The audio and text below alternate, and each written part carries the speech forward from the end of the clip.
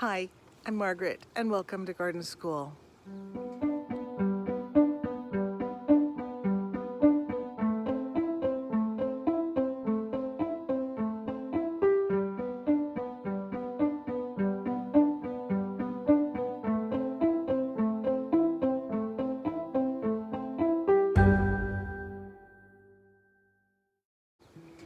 I know we recently did a little video on mulching, especially with some organic materials, mainly branches, evergreen branches.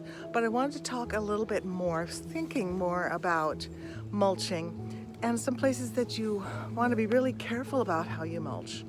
Now, here's one of my apple trees, and I've been waiting. Almost all the leaves have dropped now, and they've dropped down onto the ground.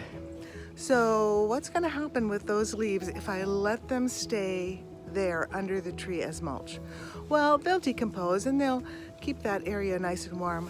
But one of the problems with that is that they also provide a great environment for some pests. First of all, fungal spores can just remain under there, and apple trees are one tree that suffer from scab.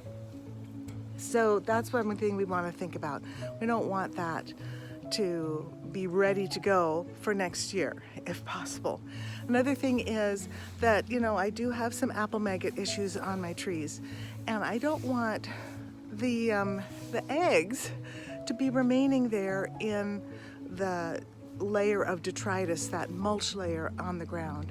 So I'm going to remove the leaves, as many as possible, from around the tree on the ground, and hopefully that should make a better situation specifically for apple trees.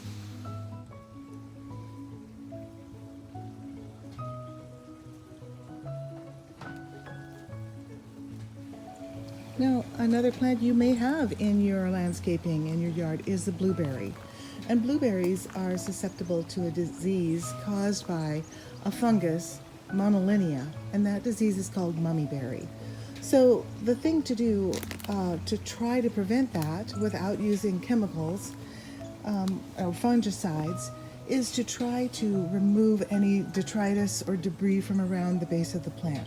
Now, the leaves of these blueberries fell earlier and I raked most of them up, but now that's covered with more apple leaves and even some volunteer forget-me-nots. I'm going to remove those so that the area around the blueberries is really clear from leaves that can harbor that disease, the fungal spores.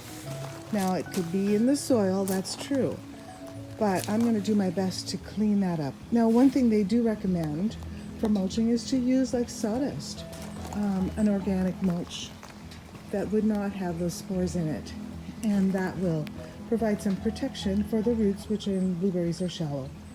So I've got a couple jobs to do. Finish up the apple leaves and take care of the areas around the blueberries. This area here was planted with cover crop of rye and clover, and this can act as a mulch for the winter time. It's going to be a mulch that will help protect erosion and also add some nutrients into the soil. Now, this is not a mulch that we will pull out or remove in that way in the spring, but it's going to be turned under, and then the greens, as they decompose, will be adding some nitrogen into this area. Here's an area where I've planted some garlic, and it's started to sprout already, and it's going to overwinter here and then take off in the spring. And I decided to mulch this area with some chopped straw. Now, the chopped straw I can remove in the spring, or I can just continue to use it as a mulch to retain moisture, because this soil is pretty sandy and the moisture just seems to disappear from it. I'm also using a method of combination, organic and inorganic mulch. The inorganic here is the black plastic over this area where dahlias are planted and are remaining in the ground this year. But underneath is a layer of chopped straw, and that's just going to add some extra protection for the dahlia tubers.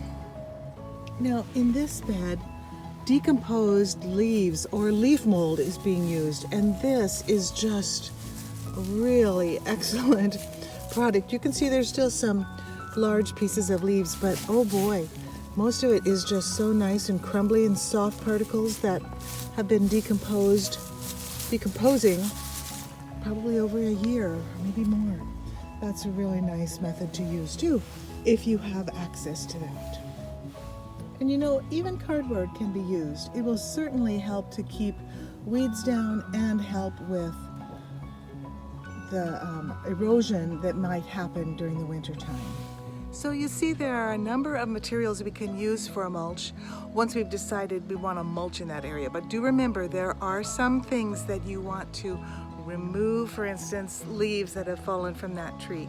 Think about your fruits, your apples, pears, blueberries. I'm sure there are some others too.